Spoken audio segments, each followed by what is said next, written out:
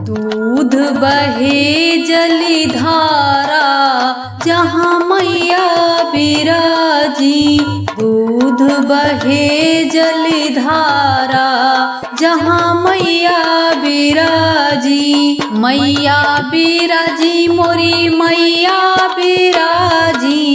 दूध बहे जली धारा जहाँ मैया बिराजी। जो मैं होती मैया ग्वाला की बेटी, जो मैं होती मैया ग्वाला की बेटी। ग्वाला की बेटी मैया ग्वाला की बेटी। दूध लिए चली आती जहाँ मैया बिराजी। दूध लिए चली आती जहाँ मैया बिराजी। दूध बहे जली धारा जहाँ मैया बिराजी। जो मैं होती मैया मलिया की बेटी, जो मैं होती मैया मलिया की बेटी। मलिया की बेटी मैया मलिया की बेटी। फूल माला लिए चली आती जहाँ मैया बिराजी। फूल माला लिए चली आती जहाँ मैया बिराजी।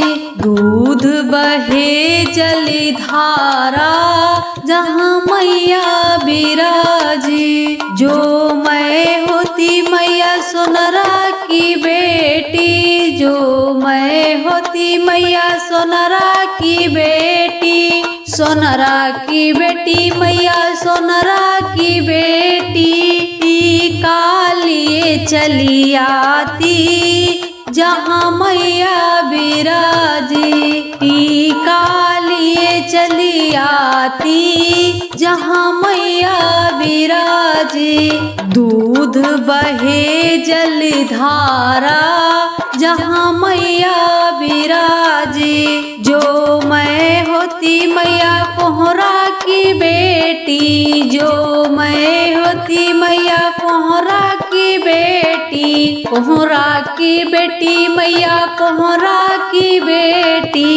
कलसा लिए चली आती जहाँ मैया बिराजी। कलसा लिए चली आती जहाँ मैया बिराजी। दूध बहे जली धारा जहाँ मैया बिराजी। जो मैं होती मैया दर्जी की बेटी, जो मैं होती मैया दर्जी की बेटी। दर्जी की बेटी मैया दर्जी की बेटी। चूनर लिए चली आती जहाँ मैया बिराजी।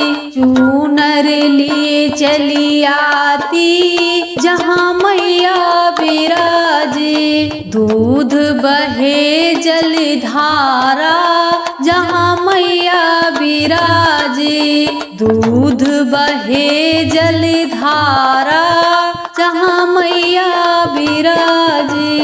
दूध बहे जली धारा